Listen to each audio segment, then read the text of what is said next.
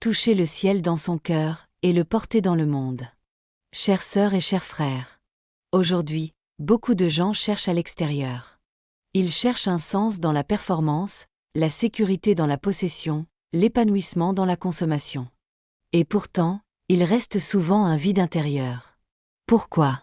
Parce que le chemin ne commence pas à l'extérieur. Le chemin commence dans le cœur. Le cœur est le lieu où résident l'âme, la vérité et la conscience. C'est là, lorsque nous faisons silence, que commence la croissance spirituelle. C'est là que commence la reconnexion à la source intérieure.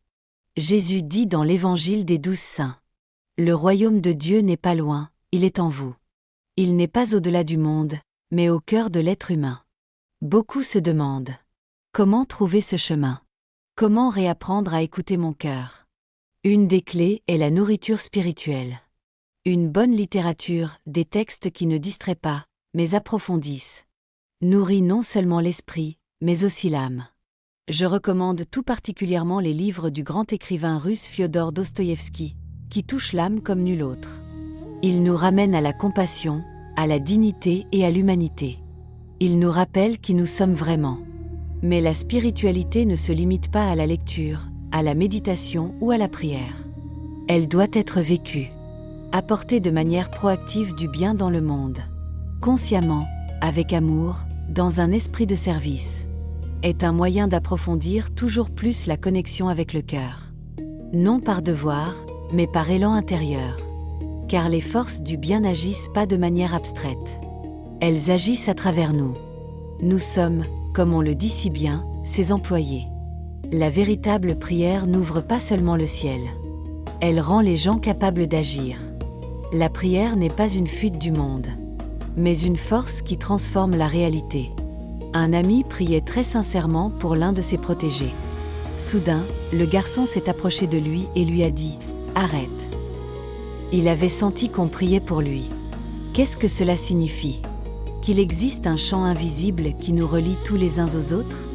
Que la prière a un effet. Les pensées, les sentiments et les actions créent la réalité. Ce que nous nourrissons intérieurement se manifeste extérieurement. C'est pourquoi la prière et la méditation commune sont des forces réelles dans le champ collectif. Elles purifient la peur, la haine et la séparation, et ouvrent des espaces pour la guérison. Jésus dit en substance : « Ce que vous faites dans le secret de votre cœur a un effet sur l'ensemble. » La souffrance, la guerre et le chaos ne sont pas une punition de Dieu. Ils apparaissent là, où l'être humain se sépare du tout, intérieurement, mentalement, dans son cœur.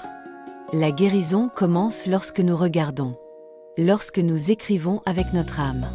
Ce qui nous pèse, ce qui nous fait souffrir, ce qui n'est pas clair. Et que nous laissons remonter ce qui vient du plus profond de nous. Non pas pour juger, mais pour reconnaître. Le pardon n'est pas oublié. C'est une libération. Il ouvre le cœur et rétablit la connexion avec la source. La nature est un autre enseignant. La forêt, l'eau, les montagnes parlent sans mots. Celui qui passe consciemment du temps dans la nature retrouve l'ancrage, le rythme, le silence. Enfin, la gratitude est l'une des forces spirituelles les plus puissantes. Celui qui devient reconnaissant devient perméable. La gratitude ouvre le cœur et élargit la vie et la pleine conscience. Le simple fait d'être dans le moment présent nous permet de percevoir ce que le cœur veut nous dire depuis longtemps. Jésus enseigne en substance : soyez éveillés. La lumière est là. Le ciel n'est pas un lieu lointain. Il est présent là, où les gens assument consciemment leurs responsabilités. Là où ils aiment, pardonnent, agissent. Faire descendre le ciel sur terre ne signifie pas attendre des miracles. Cela signifie vivre le divin au quotidien, dans nos pensées, nos sentiments et nos actes. Que notre cœur puisse à nouveau entendre, que notre âme puisse à nouveau parler, et que notre vie elle-même devienne une prière visible.